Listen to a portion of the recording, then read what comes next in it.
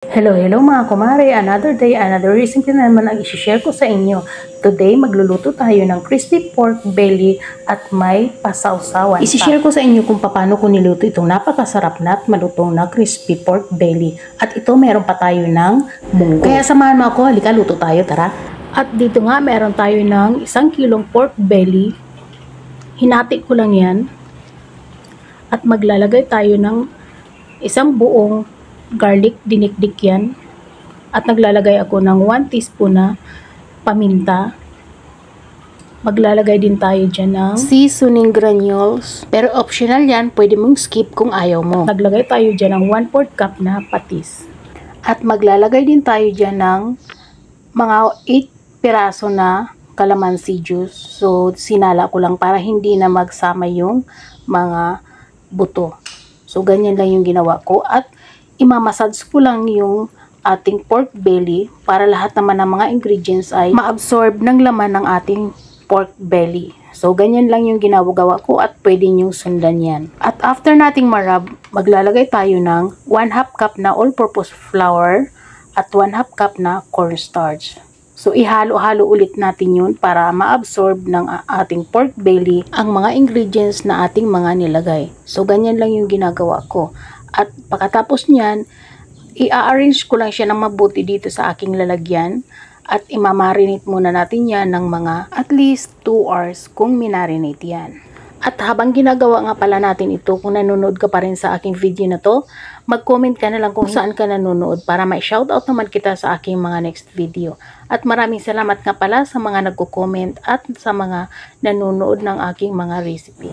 At next, gagawa naman tayo ng sausawan. Dito naglagay lang ako ng suka. So, tansya-tansya lang to at naglagay ako ng 1 teaspoon na asin at naglalagay ako ng paminta.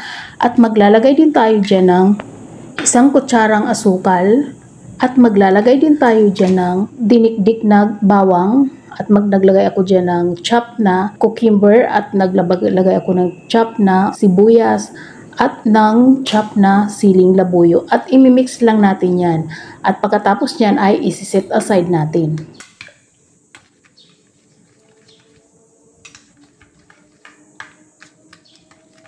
At ayan, titikman ko lang yan. At pag okay na ay isi-set aside na natin. At ito okay na nga, itatabi na natin. At dito naman sa isang kawali, naglagay lang ako ng mantika, paiinitin lang yan at naglagay din ako dyan ng used oil kasi para mas maganda yung result ng ating pinirito. At trinay ko lang yan, chinik ko kung okay na. Pagka nagbubbles na yung wooden spoon or ng toothpick ay okay na yun. At nilagay ko na yung ating mga pork belly. So lulutuin lang natin ito hanggang sa mag golden brown yung ating pork belly. Then after nyan, katulad yan, binaliktad ko na yung ating pork belly para yung kabilang side naman ay maluto. Ganyang proseso lang yung ginagawa ko, binabaliktad ko lang hanggang maluto natin lahat ng ating mga pork belly nang maging golden brown yan. So hindi naman natin kailangan ma-overcook kasi magpapait yan. So ganyan lang pagka luto na, tatanggalin ko na at i-drain ko na para matanggal naman yung mga excess oil.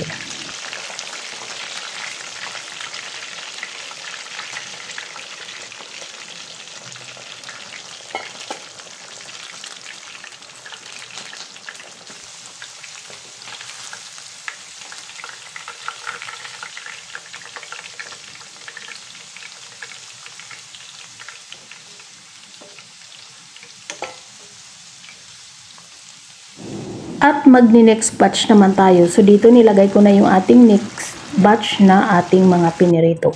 At ito na nga, natapos na nating prituhin. At ito na, meron na tayo ng crispy pork belly at meron tayo ng sausawan. At bago tayo mag-serve, tikiman portion muna tayo. So dito sa part na to, tinikman ko kung okay na nga yung lasa. At nung okay na talaga, so pagkagat ko nga yan, ayan, kitang-kita nyo naman kung gaano siya kalutong. At pagkagat ko ay ang sarap talaga. Kaya pwede nyo itong gawin sa inyong mga bahay. Gayahin nyo lang yung step na ginawa ko ay napakasarap. Ang saglit lang gawin. At ito na nga, meron na tayo ng crispy pork belly. So di ba? Ang dali lang nito gawin. Meron pa tayo ng sausawan. At meron ako ditong chinap, ready na for serving. At meron pa tayo dito ng munggo kasi the best ito sa munggo. So ano pang ginagawa ninyo dyan? Magluto na kayo. So hanggang dito tayo. Bye!